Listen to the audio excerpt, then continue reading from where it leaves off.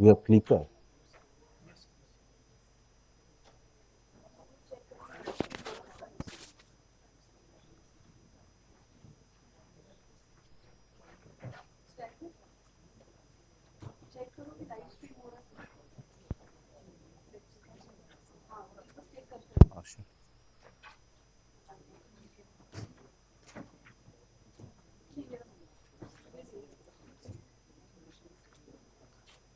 Sure. Sure. Huh? We are allowed to sit. We are like only registered participants. काम करता है.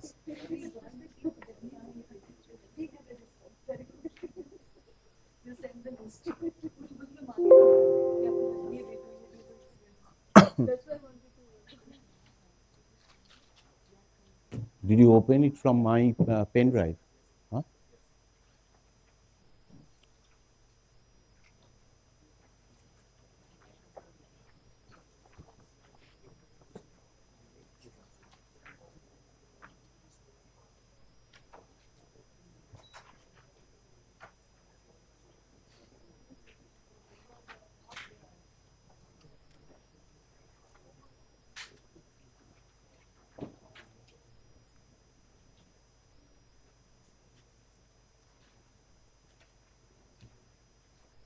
Shall I start? Can I close the door, please? Yes, I think a couple of them will come. Then Kavita is sitting there. Okay. Can I please request you to do one thing? Can you please put your mobile in silent mode?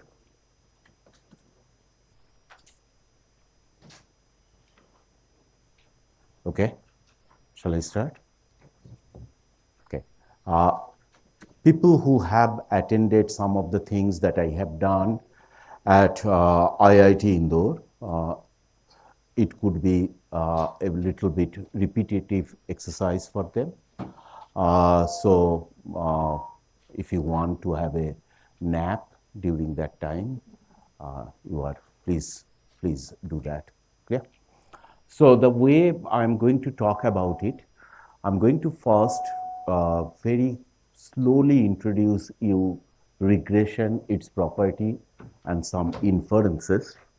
Then I'll move towards endogeneity, instrumental variable, and simple policy evaluation I'll try to think of in a regression format. No sophisticated techniques. And then finally, I'll end up today with the sample selection problem. Clear? That's the purpose of today's class. And then once I finish everything, you should go back and do the tutorial one. The questions is there, the data set is there, except the do file. I didn't give you the do file, of course. Yeah, fine.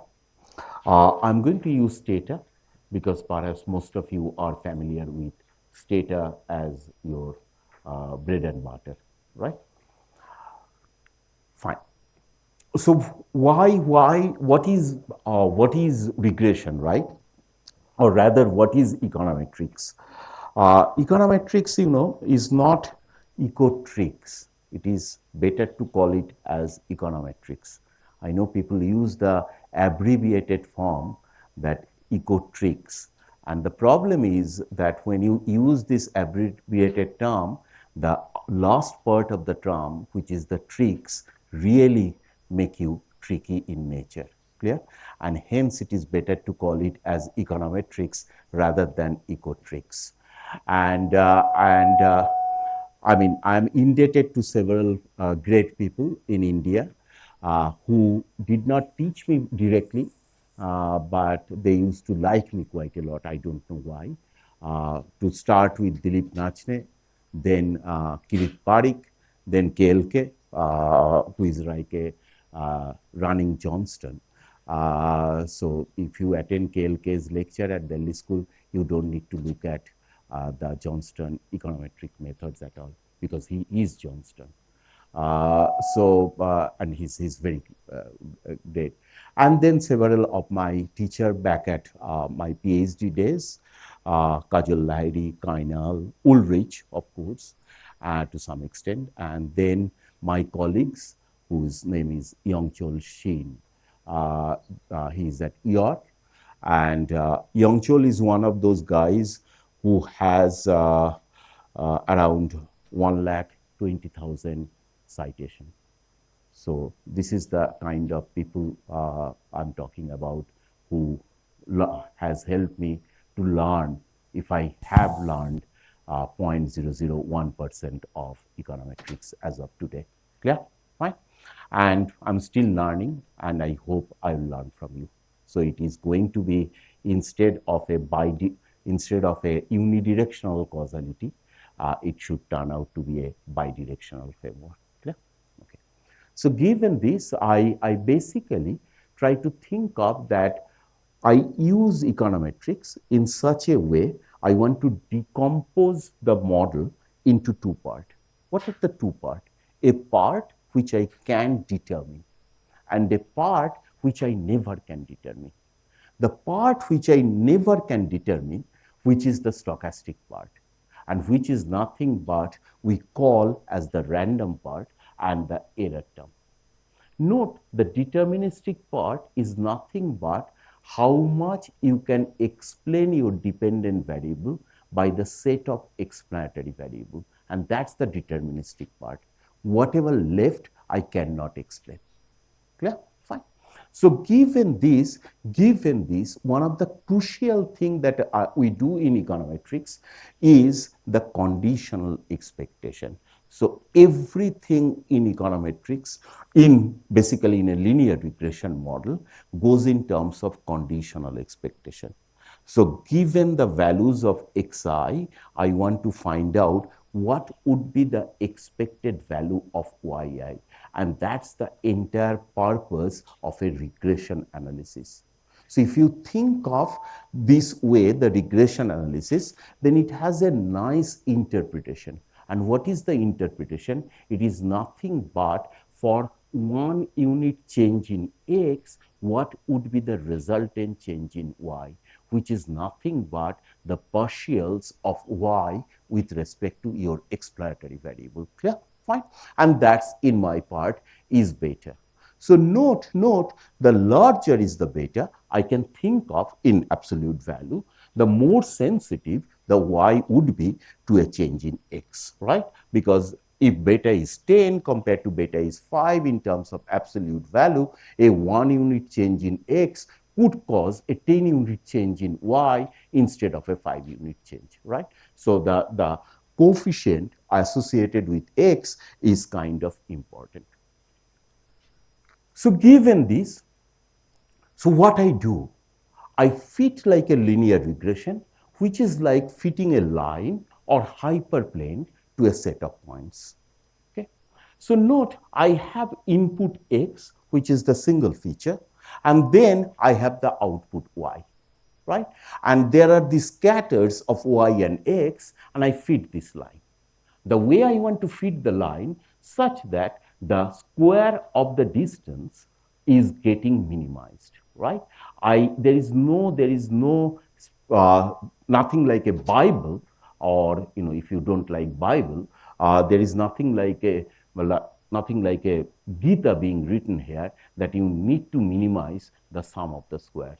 You can do minimize the absolute deviation, right? Clear?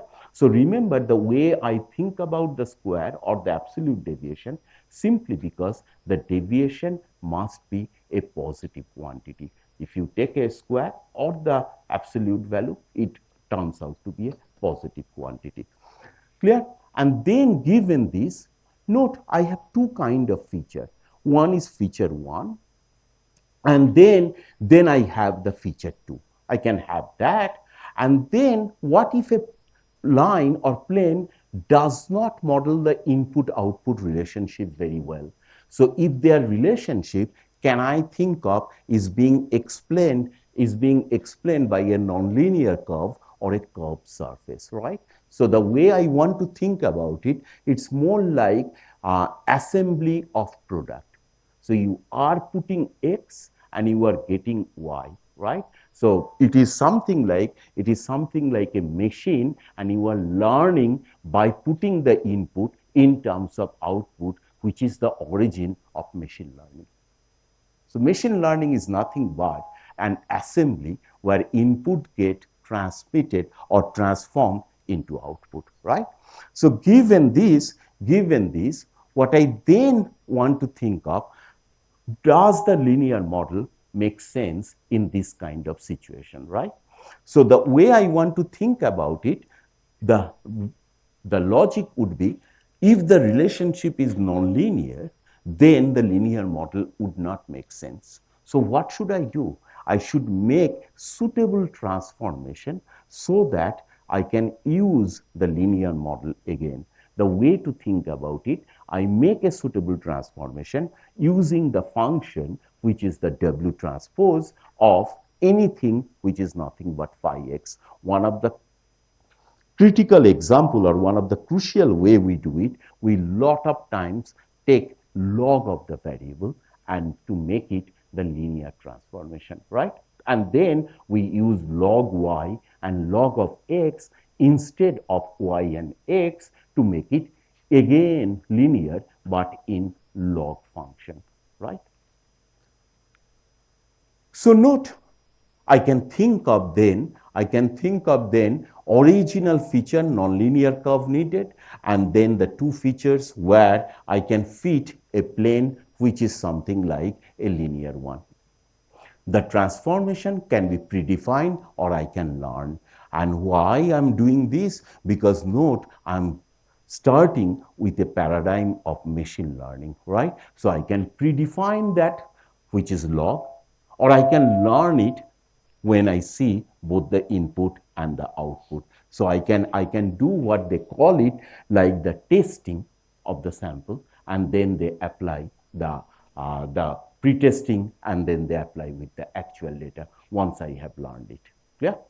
So given this, what I then want to think of, so note, it's a only one variable case. So I have the change in the y and the change in x, which is nothing but my beta 1. And the two parameters here I want to estimate, one is beta 1 and one is beta 0. And I have the random error term. So what I want to do by doing it, I want to do something like, and to pick beta 0 and beta 1 such that the deviation from the predictor line, and I want to minimize something. What I want to minimize? I want to minimize the residual sum of squares, right? So the way I want to think of it, that I want to minimize the residual sum of square, where the first equation is nothing but the residual sum of square. I want to minimize this. I want to do a optimization problem. I want to think of the optimization problem in terms of the first order necessary condition, where I differentiate this with respect to the two parameters of the model. One is beta 0 and one is beta 1, which gives me next to equation, which is nothing but so-called your normal equation. I manipulate the normal equation to find out beta 0 and beta 1.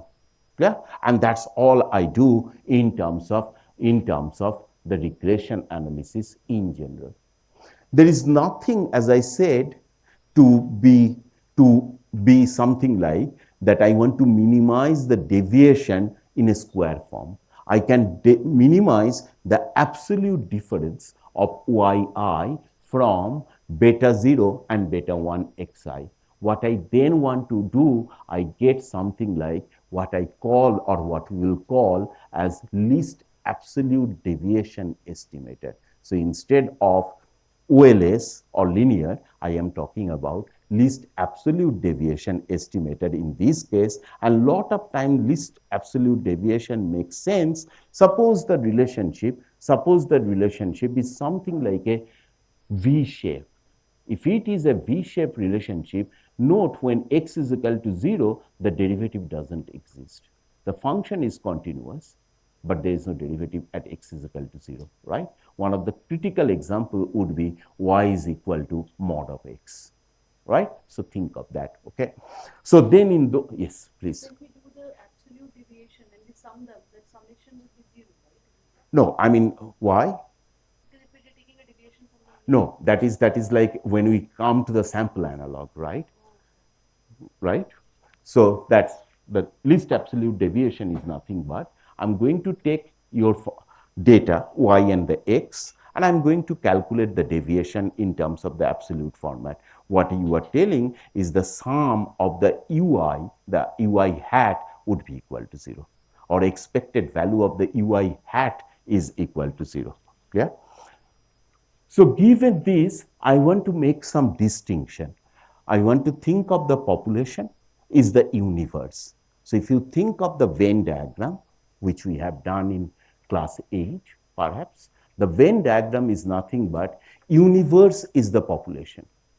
From the Venn diagram, I select some people, which is nothing but my sample. So my Venn diagram is the rectangular one. My circle is nothing but my sample.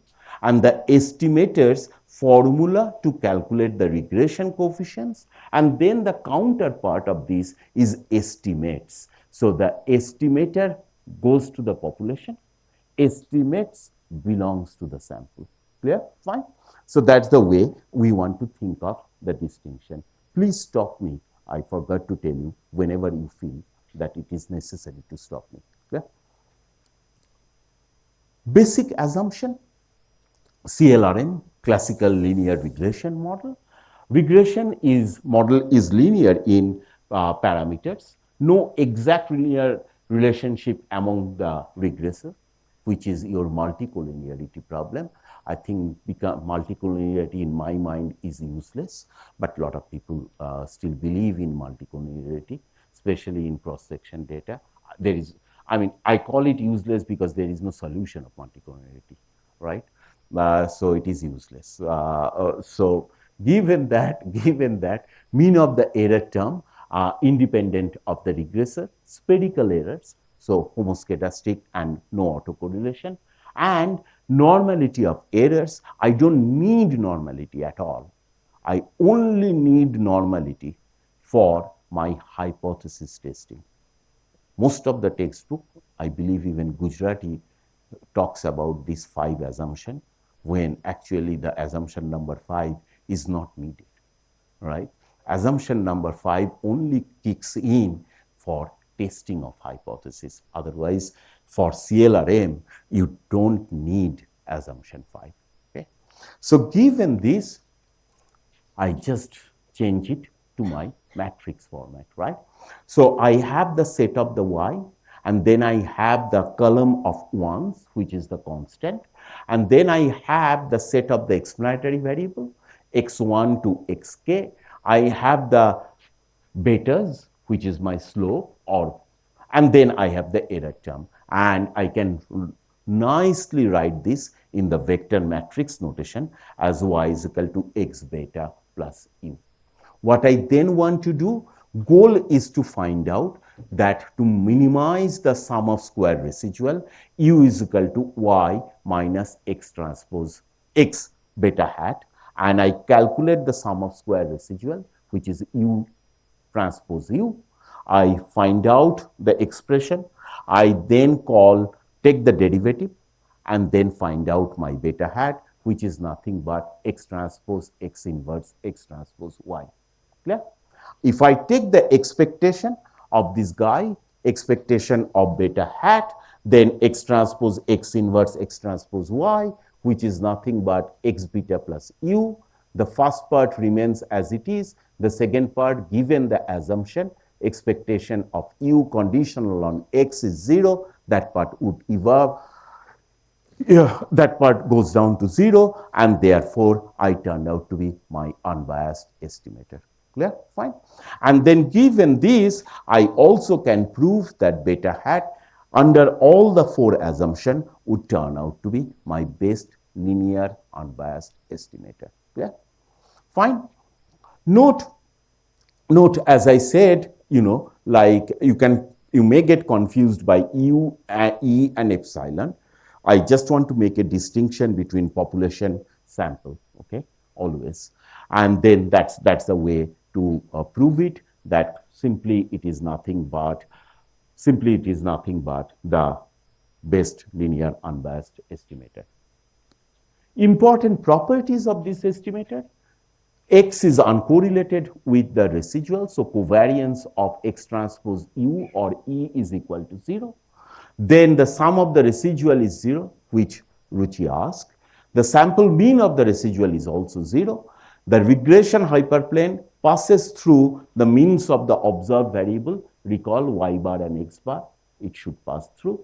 And then the predicted values of y are uncorrelated with the residual, right? And then the last one, the mean of the predicted y's for the sample will equal to the mean of the observed y's. Okay? So these are the some of the important properties that we want to think of, in terms of the blue estimator. What about if I go a little bit further?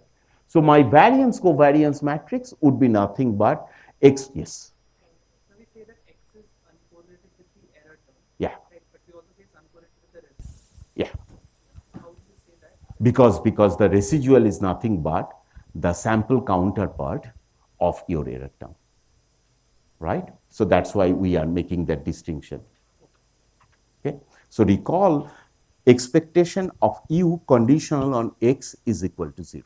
Yes. U Right? is the error term, right? Population. Yes. And then actually, if you take the law of iterated expectation, you can show that expectation of u is equal to 0. So both the unconditional and the conditional mean of your population error term turns out to be 0. Clear? Good question. So given this, the variance covariance matrix is nothing but expectation of beta hat. Recall that's my sample. Then minus beta, that's my population. Beta hat minus beta transpose, which would give you sigma square x transpose x inverse. What I do is basically we estimate the sigma square by sigma hat square, right? And where the sigma hat square would be nothing but u transpose u divided by n minus k. Why is it n minus k? Because the k of the explanatory variable along with their coefficient is already being estimated using a sample size of n. So recall when you do something like a typical test that h naught mu is equal to 0 versus h1 mu is not equal to 0, you would use something like a t statistics but distributed with n minus 1 degrees of freedom. Why? Because your x bar is already being estimated. Clear? The same analog goes here because beta 0 to beta k is being estimated already. Fine? Clear?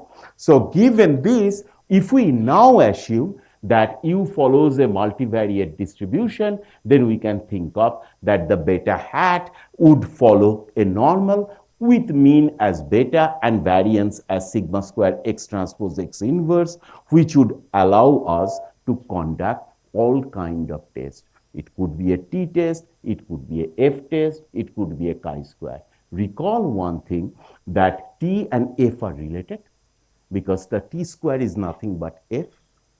F and chi-squares are related because f is nothing but the ratio of the two chi-square, right? And where the degrees of freedom of the f would be given by the chi-square, which has the degrees of freedom in the numerator, and then the chi-square, which has the degrees of freedom in the denominator. Clear?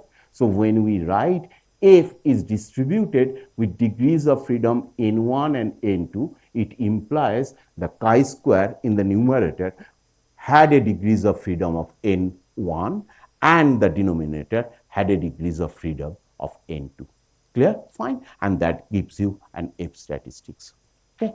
A traditional way to do it, I run a regression of 7 variables. Then I run a regression including 5 variables. The first model, I call it unrestricted model. The second model, I call it restricted model. I calculate both the unrestricted residual sum of square and the restricted residual sum of square. Always you will observe the restricted residual sum of square is higher than the unrestricted one. So you construct the F statistics as RSS minus URSS. RSS has no other connotation, divided by URSS, and both being divided by their respective degrees of freedom. I have to be careful given it is indoor. So given that, we just want to talk about that. Fine, clear? Everything? Okay. White's robust standard error, you can read about that by yourself and recall the White standard error has nothing to do with generalized least square. It has something to do with correcting the standard error for unknown form of heteroscedasticity, right? I once met, only once in my lifetime, met a person, a great econometrician. His name is G.S. Madala. And he has a fantastic interview which got published in Econometric Theory. And he claims white test is actually is useless. Why? Because white test has a null hypothesis, and the alternative can be anything. Like, the fashion is to do unit root test, isn't it? A lot of you do, right? The null is that rho should be equal to 1. Alternative is rho less than 1. It doesn't make sense. Rho could be 0.6 and rho could be 0.9. So why should I believe in a test like this? Clear? Fine. So that's the problem even with white test. Okay. So given this, I'll move a little more. Stata application. You don't have your laptop? You do? Maybe you didn't open it, but definitely you should open it up with with Stata running. Okay, and I believe there would be PowerPoint where you can charge it automatically if you need it. So the way I'm going to think of that, I'm going to use a data set from Ulrich textbook. You can get, sorry. So you can get the entire data set from Ulrich by using a command like ssc install bcuse. We can use any data set. I'm going to use CEO SAL1 dot data set, which can be you can get it by using bcuse CEO SAL1, which is nothing but the salary of the CEO. So the data set had lot of explanatory variables along with the salaries or earnings of the CEO. Shall I proceed? Okay. So note, this is the basic description of the salary. Salary is in terms of 1990, thousand of dollars. So in real terms, in that way, change in salary, sales of the company, return on equity, change in equity, returns on farm stock for average of the last 2 years. And then it makes a distinction between where the farm belongs to, whether it is an industrial farm, whether it is a financial firm, whether it is consumer product or transport and utilities. And then I took the log of the log of the salary, which I call as L salary, and log of the sales as L sales. What is the purpose of doing it? The way I want to think of, if I estimate different regression or different functional form, how should I interpret each one of the coefficient? Clear? Fine. So the way and which still people make mistake, unfortunately. Okay. Functional form and interpretation. So first I start with a level regression, right? So I'm regressing what? Salary on sales and ROE. So note the coefficient associated with sales is 0.016, significant at 10% level, okay, because the p-value is 0.067. The way to interpret it, 1 unit increase in firm sales increases salary by 0.016. It was measured in 1,000, so I can write it as $1,000. Clear? Next, log regression. which is the elasticity, right? The way I then want to think of 1% increase in sales increases salary by 0.275% because the coefficient is 0.275. Again, it turns out to be highly significant now, and that's the way I want to think of the log-log regression, which is the elasticity in some way. Because remember, d log y, d log x is nothing but your elasticity, right? So the way functional form, now I have log level. Clear? So you have the log in as the dependent variable, but the independent variable turns out to be your what? In level form. Extremely useful when you do something like gender discrimination in the labor market. What you do, you have the wage of the individual, you have a dummy which is 1 and 0, 1 for the male, 0 for the female, and note that would help you to interpret over here, right? It's a log level regression, right? Because that's a dummy, only thing you have to tell with or relative to the male, relative to the male, relative to the male, right? So in this case, 1 unit increase in sale increases salary by 0.002. How am I getting it? It is 100 times whatever the coefficient of the sales is. So you take that and then 0.0000156, multiply that by 100, almost it would turn out to be 0.002. Clear? Okay. And then the last one is level log regression. I just change the reverse way. I have something like salary and then L of sales. Look at the coefficient is nothing but 286.26. I, instead of when I did the previous one, log level, I multiply by 100. Here what I do, I divide by 100. Clear? So that's the only difference between the previous one and this one, where I did something like log level versus level log. Clear? Fine. Okay. So given this, I then want to move with endogeneity. Okay. It's 11:14. Our first break is at 11:30, right? I'll take the break at 11:35 because we started at 10:35. Clear? So, but Ruchi has to go at 11:30. So given this, endogeneity is kind of serious problem, right? And it's a potential problem which involves the violation of CLRM. And note, the error is no longer strictly exogenous. Exogeneity is very, very difficult concept because exogeneity can be strict exogeneity, can be weak exogeneity, right? I don't want to get into those, but just I want to focus on exogeneity as a nutshell, okay? So note, recall of assumption of strict exogeneity is nothing but expected value of E conditional on X is equal to 0, which also can be written as expected value of E is equal to 0 when we use the law of iterated expectation. So given this, what happens in case of endogeneity?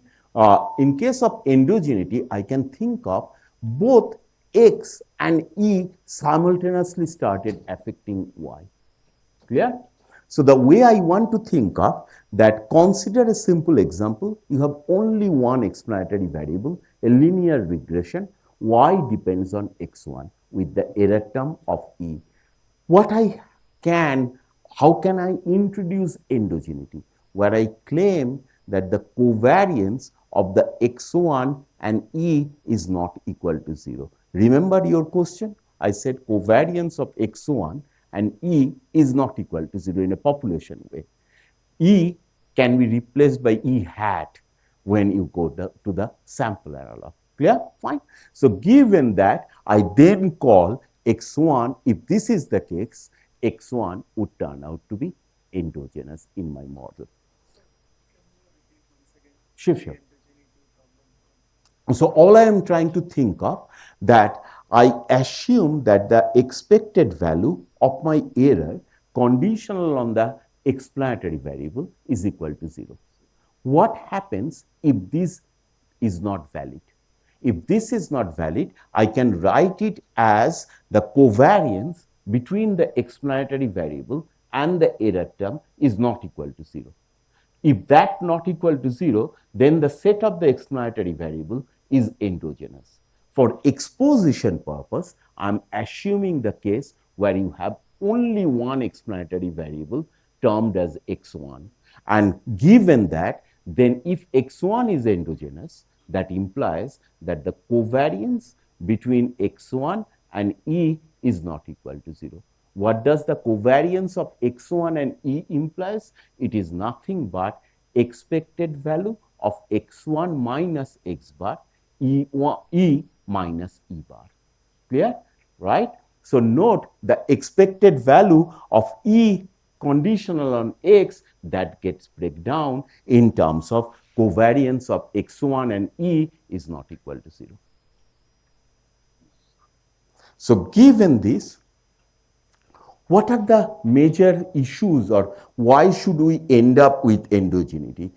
The one of the issue is what I call as the omitted variable, where I think that y depends only on x1. However, y could be influenced by another variable, which is nothing but x2, and hence the excluded variable x2 should have been there in the model, but I have omitted it. Okay.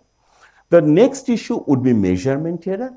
When I claim that x1 is measured with some form of error, and then the third one, which is basically reverse causality or simultaneity issue, where I claim x1 causes y and y also causes x1, right? That's my case of reverse causality. Omitted variable bias. Suppose our true model where y depends on both x1 and x2. Clear? And I did not include x2 in my model. What happens then, expected value of my population parameter, which is B1, is not going to be equal to the beta 1. Okay. So then why? Simply because the covariance of x1 and x2 is not equal to 0 and beta 2 is not equal to 0 makes the estimated beta 1 will be biased. I claim this is also a case of endogeneity. Why? Because I have x1 and the disturbance in the estimated model both reflect or both could reflect the variation in x2.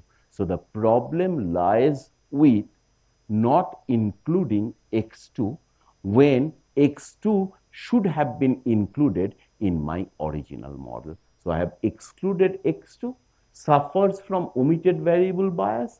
Resultant is my estimated model with the slope coefficient associated with the included variable, which is x1, turns out to be biased. Yeah, fine. So given this, what happens is, If covariance of x1, x2 is equal to 0, yeah, then would there not be an omitted variable bias? yeah, because then it is irrelevant variable. Clear? There is no relationship. But what if it affects y and not it's not correlated with x1? Because I just have, so if you think that the x2 is not there, I mean actually in the data, then y0 or y only depend on x1. Then I get back to my true model, right? Because x2 is irrelevant. But I'm claiming x2 is relevant, but I did not include it. Think of wage depends on education and experience. I model it, wage only depends on education, not including experience. But education and experience covariance may not be equal to 0. And hence, my estimated coefficient associated with education, which is my B1, would be biased. And that's the way to think about it. Clear? Fine. So given this, measurement error. So note I have the variable x1 and I claim my true variable could be x1 star. So note, I measure something like a variable x1 with an error term. And for simplicity, I assume the error to be an additive one, right? It could be a multiplicative also. And note the way to transform the multiplicative error would be nothing but take the log. So I do not want to think of x1 is equal to x1 star plus v. You can think of x1 is equal to x1 star times v. You take log of x1, that would turn out to be log of x1 star plus log of v. Recall log is nothing but monotonic transformation. Hence, whatever be the relationship is valid in terms of v would be valid in terms of log of v, right? A critical observation that I have observed with a lot of people is, you run a regression of what? Of log y on, on not only on x as well as log y on log x and log x square. Okay. So think of a regression. Y is equal to beta 0. Write it down. Y is equal to beta 0 plus beta 1 x plus beta 1 x square. Okay. Fine. Where everything is measured, can be measured in log, may not be measured in log. Doesn't matter. Clear? Think of the marginal effect. What people do, they calculate the marginal effect of x1 as well as x1 square. But note, that's completely wrong. Simply because x1 square is nothing but a monotonic transformation of x1. So what you should do, del y del x1 should be equal to beta 1 plus 2 beta 2 x1. You assume x1 at the value of the mean, x1 bar, and then compute the marginal effect. What is the alternative that you can think of? I compute for each observation, what would be my marginal effect, which is del y del x1. I sum them up and I take the average of that and I call it as my average marginal effect. So the first one is the marginal effect at the mean, and the second one is the average marginal effect. We prefer to calculate the average marginal effect instead of marginal effect. Is it clear, or am I too fast? Huh? A bit fast. What is the difference between? I don't know. Okay. How do I know? Okay. Hopefully it works. So I have y is equal to alpha plus beta 1 x plus beta 2 x square. Is it clear? So I find out del y del x, that should be equal to beta 1 plus beta 2 x. Clear?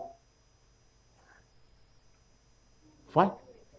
2 beta 2x. That's good.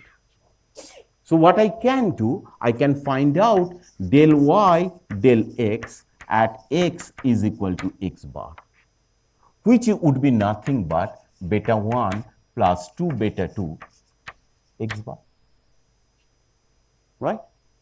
Now think of, I have I is equal to 1 to capital N. I calculate del y del x when I is equal to 1. I repeat the exercise for del y del x when I is equal to n. For each one of the observation, I can get a marginal effect, right? I take the averages of the average of those marginal effects and I get the grand marginal effect of a change in resulting from a change in x on y. The first one I call calculated the marginal effect at the average value of the explanatory variable. The second one I call as average marginal effect. Why? Here I am calculating the marginal effect for each observation and then taking the average. And there is a distinction between these two because there is nothing like being sacrosanct over here of calculating at X bar. I can calculate at first quartile, I can calculate at second quartile, I can calculate at median, I can calculate at 25 different values of X. Right? Clear? That's the way we want to think about it. Is it clear now?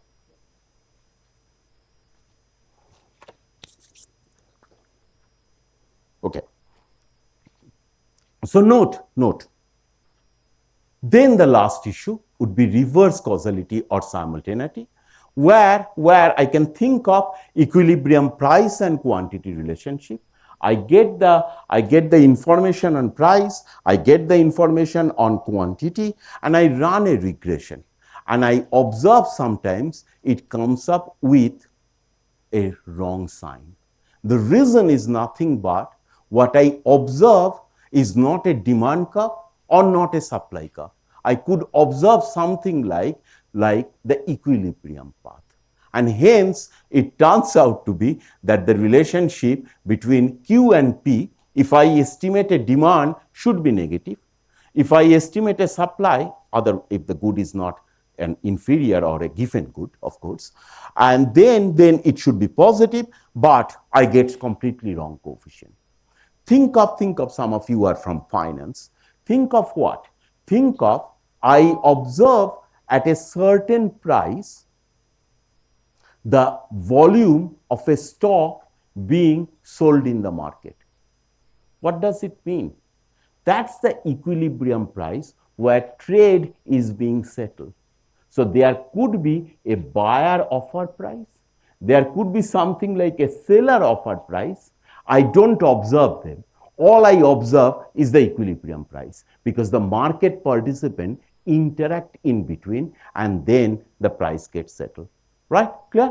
So that's what the problem is. So a shock to either the demand or supply alters simultaneously, and hence it would alter the equilibrium price and the equilibrium quantity. In this particular case, what I then want to think of, P is my price, Q is my quantity, and note covariance of Q and U is not equal to 0. Recall in the first case where I have omitted variable bias, right? Where the problem lies with X2 not being included. Here the problem lies with what is being included and the error. The covariance between the two is not equal to 0. Clear? Fine. So recall in that case, what I did is this, right? Covariance of X1 and X2. Over here, what I am trying to think of, that the covariance of Q and U is not equal to 0. Fine. So given this, I can think of the labor demand and labor supply in agriculture. So note, I have annual labor hours supplied by workers in a given county if the average hourly wage offered to worker is W. So note what is the problem here. I only observe your wage if you have participated in the labor market. What does it mean? That the laborers must be offered at a wage which is at least equal to his or her reservation wage. Otherwise, the worker would never participate in the labor market. Clear? Fine. And I claim that that's my labor supply elasticity, which is alpha 1. Observed supply shifter could be manufacturing wage, and unobserved supply shifter, which is nothing but the flow of the immigration, could be from one county to the other. I then have demand that's like by the employers, which is HD, then labor demand elasticity, observed demand shifter, maybe the expansion of agricultural land area. In India, it is the reduction in the agricultural land area, most probably. And then I have unobserved demand shifter, which is like the food market shock. If I now think of that, I don't know if I just have the data on annual labor supply, annual labor hours, whether I am estimating a demand relationship or a supply relationship to find out the coefficient of W, and whether I would call it as labor supply elasticity or labor demand elasticity. And that's where the problem is, right? So note what I then want to think of in equilibrium. HIS, the supply must be equal to demand, and observed equilibrium outcomes in each county. Recall what I said. I observe the hours in labor supply and I observe the wage.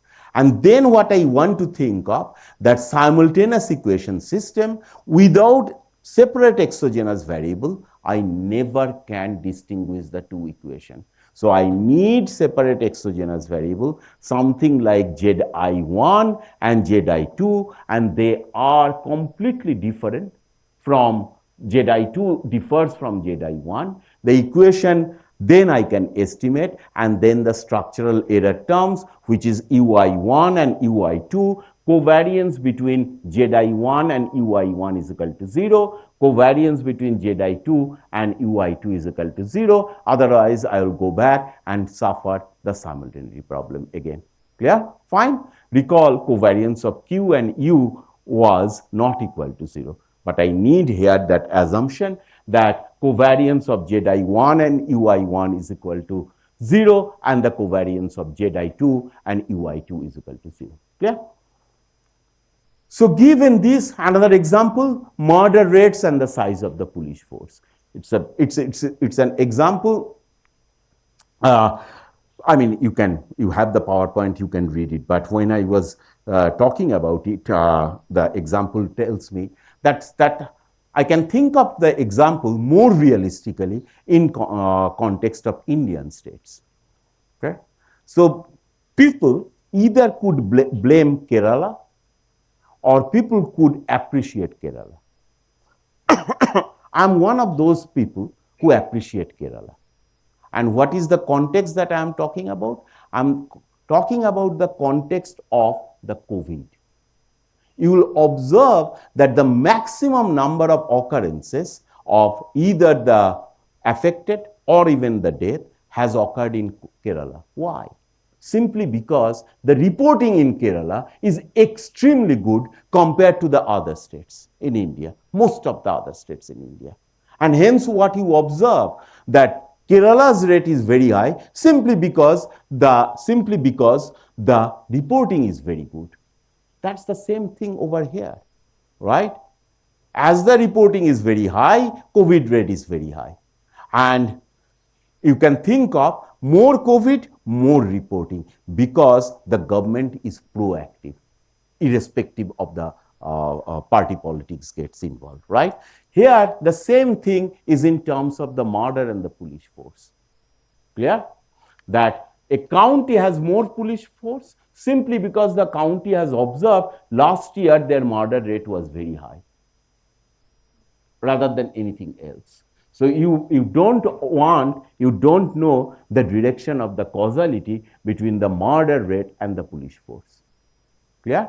A lot of times what we do in this kind of situation, we basically take Y as of today and lag the X, so that at least there is no contemporaneous relationship between Y and X. So we break the contemporaneous relationship by Y and X with using Y on the lagged values of X. In general, if you are using, I think Ruchi's entire group uses the prowess data.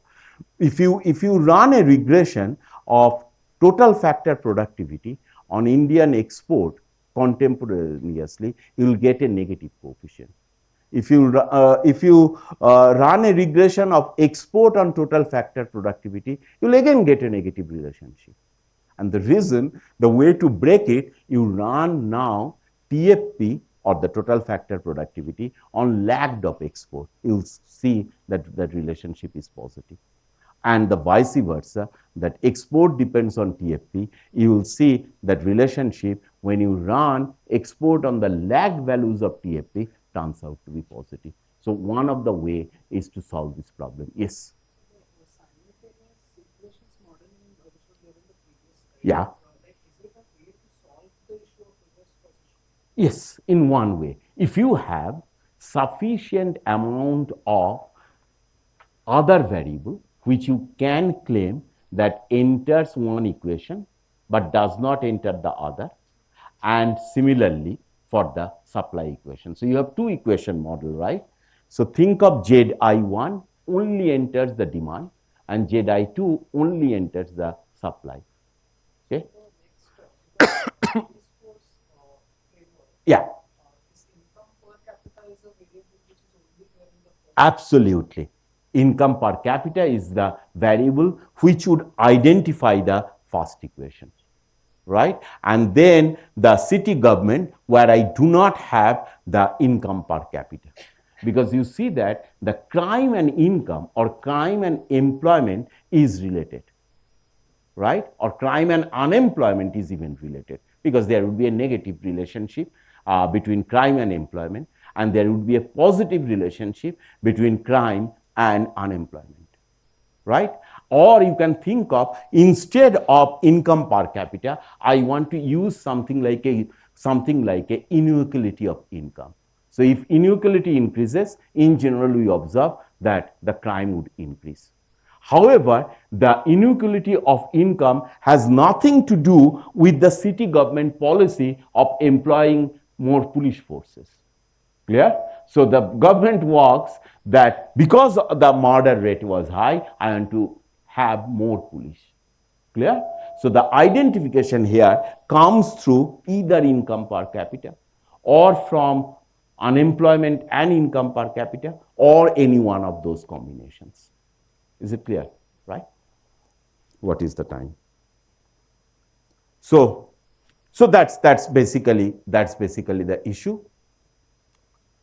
And then if you think of the simultaneity bias, all I have to do, I have two equations, y1 and y2. I insert the first equation into the second. I get y2 in terms of z1 and z2, where I claim that this is my structural parameters and this is nothing but my reduced form parameters, right? Where pi to 1 belongs to this guy, pi to 2 belongs to this guy, and that's nothing but my composite error term, right? It's very simple exposition in terms of a linear system of equation. So note what I want to think of. I have some rule for identification, which is the order condition, that a necessary condition for the first equation to be identified is that at least one of all exogenous variable is being excluded from the equation. Then I come up like something like a first order necessary condition and the second order sufficient condition. In an optimization problem, it is like the Hessian matrix or the bordered Hessian, which is nothing but a transformation of Jacobian in terms of the bordered Hessian. And the rank condition, first equation is identified if and only if the second equation contains at least one exogenous variable that is being excluded from the first equation, right? So note that's my sufficiency in terms of the identification problem in case of simultaneous equation, right?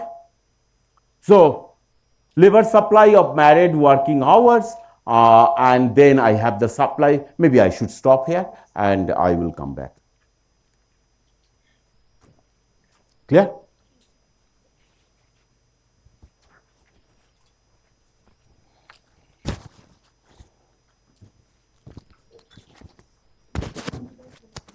No problem.